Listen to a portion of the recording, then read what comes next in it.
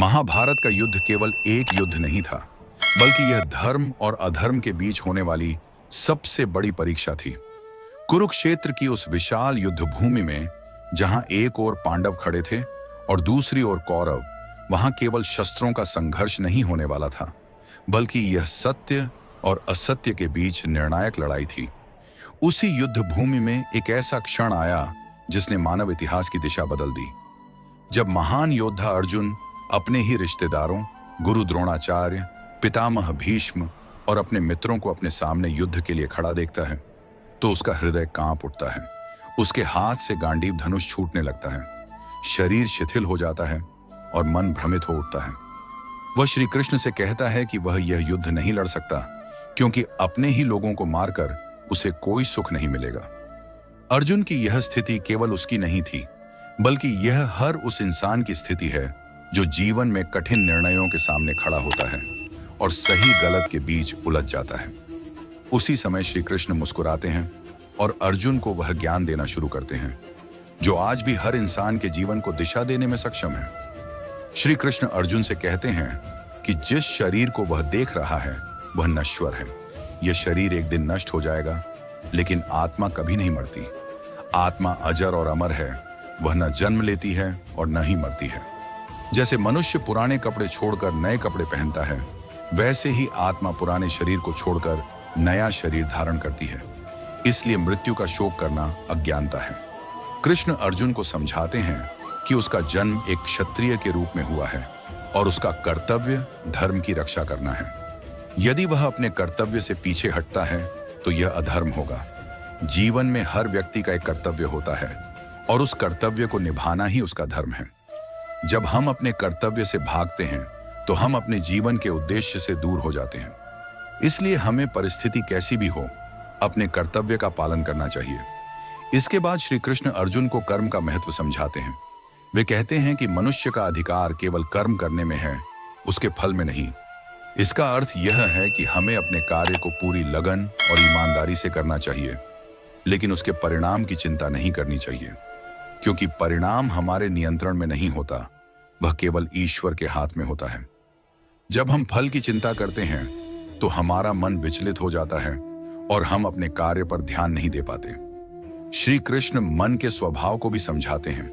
वे कहते हैं कि मन बहुत चंचल होता है, यह कभी स्थिर नहीं रहता, लेकिन अभ्यास और वैराग्य के द्वारा इसे नियंत्रित किया जा सकता है। मन ही इंसान का सबसे बड़ा मित्र भी है और सबसे बड़ा शत्रु भी।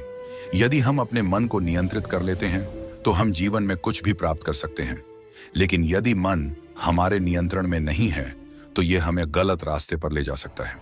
कृष्ण यह भी बताते हैं कि मनुष्य के पतन के मुख्य कारण लोभ, क्रोध और मोह हैं। जब इंसान लालच में आकर गलत कार्य करता है तो वह अपने जीवन को अंधकार की ओर ले जाता है। क्रोध इंसान की बुद्धि को नष्ट कर देता है और मोह उसे सच्चाई से दूर कर देता है। इसीलिए इन तीनों से दूर रहना ही बुद्धिमानी है। वे अर्जुन को संभव का महत्व भी समझाते हैं। जीवन में सुख और दुख, लाभ और हानि, जीत और हार, ये सभी परिस्थितियां आती रहती हैं, लेकिन जो व्यक्ति इन सब में समान भाव रखता है वही सच्चा योगी होता है। जो हर परिस्थिति में शांत और स्थिर रहता है वही जीवन में सच्ची सफलता प्राप्त करता है।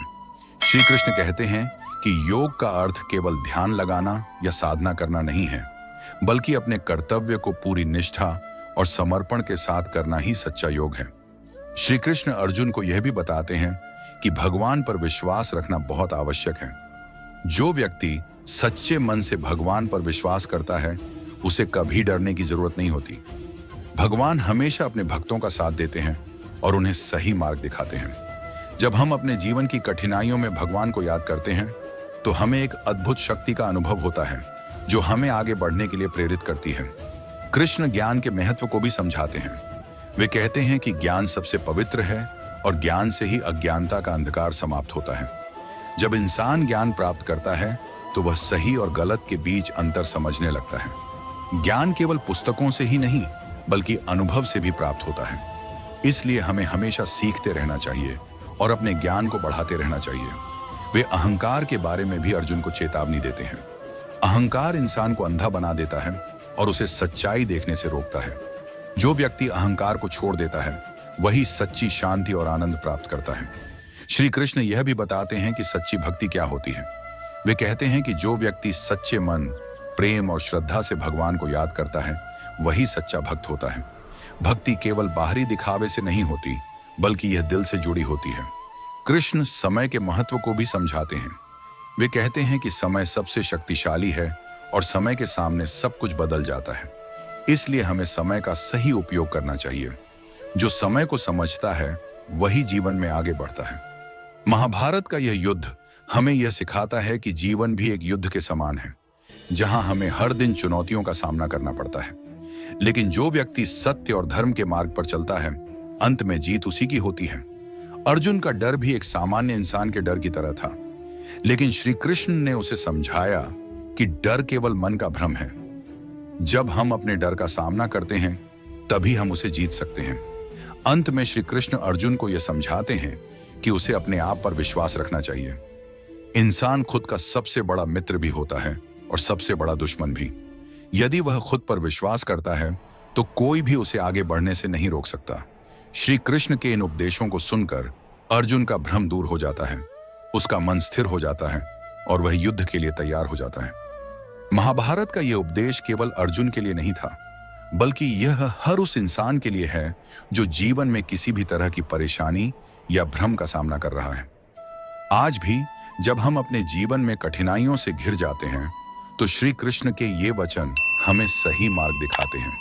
यदि हम उनके उपदेशों को अपने जीवन में अपनाते हैं, तो हम न केवल सफलता प्राप्त कर सकते हैं, बल्कि एक शांत और संतुलित जीवन भी जी सकते हैं। यही श्री कृष्ण का सच्चा संदेश है, जो हमें जीवन जीने की सही कला सिखाता है।